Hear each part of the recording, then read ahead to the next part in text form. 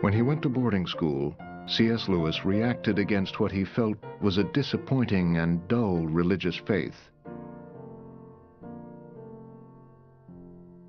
The fussy, time-wasting botheration of it all.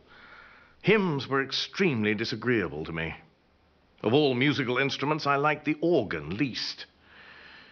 Christianity was mainly associated, for me, with ugly architecture, ugly music, and bad poetry.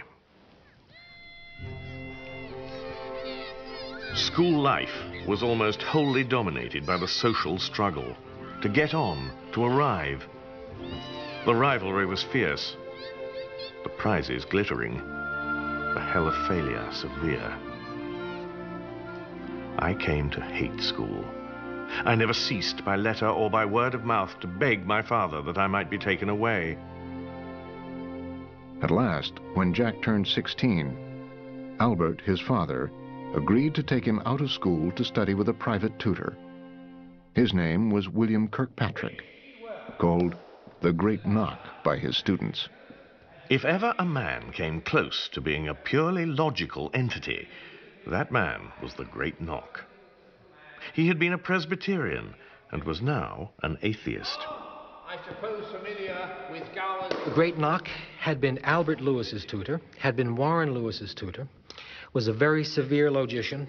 You know, Lewis records his first meeting with the Great Knock and an attempt to make small talk. So he said something like, it's a nice day. And the Great Knock said, what do you mean by nice? And on what grounds do you attribute those qualities to this day? And Lewis realized that this is not a man to make small talk with. He was the very man who taught me to think. A hard, satirical atheist. A man as honest as daylight. His attitude to Christianity was, for me, the beginning of adult thinking.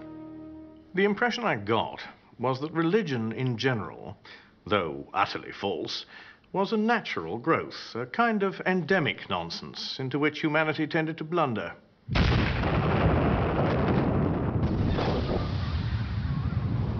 In 1914, the First World War engulfed Europe.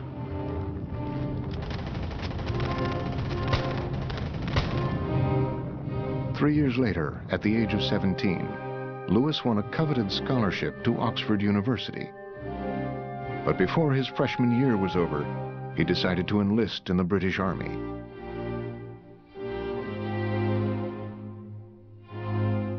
Among his classmates going to the battlefront was his friend Paddy Moore.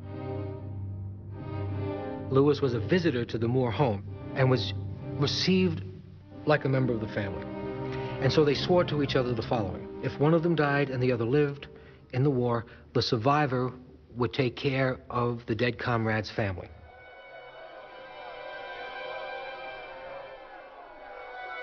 The war was a kind of crusade to the youth of Europe. They were convinced that the enemy were demons. They were convinced that theirs was a cause worth dying for. And 9 million did.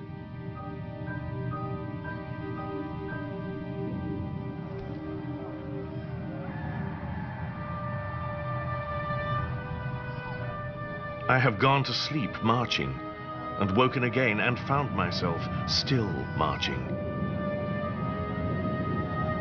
The frights, the cold, the smell of high explosive, the landscape of sheer earth without a blade of grass, the horribly smashed men still moving like half-crushed beetles.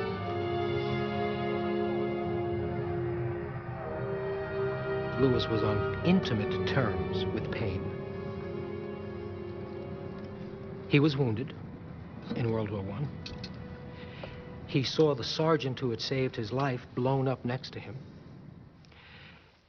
In other words, he knew, as that generation did, the horrors of the Great War. He thought God was at fault for causing the suffering he saw in the First World War. That was God's fault. He shouldn't have allowed that to happen. He thought he was a blackguard. That is the way he described God in his own poetry. 14th of May, 1918. Paddy has been missing for over a month and is almost certainly dead. Of all my own particular set at Oxford, he has been the first to go. And it is a bitter irony to remember that he was always certain that he would come through. After the war, Lewis returned to Oxford. Good to his word, he set up house with his dead comrade's mother and sister, Janie and Maureen Moore. She was mother surrogate, she was a companion, and of course she was a comfort to him as well. I mean, there was this household, it was home for Lewis. Home, this idea of home. This matters very much. The early loss of my mother, great unhappiness at school, and the shadow of the last war, and presently the experience of it, had given me a very pessimistic view of existence. My atheism was based on it.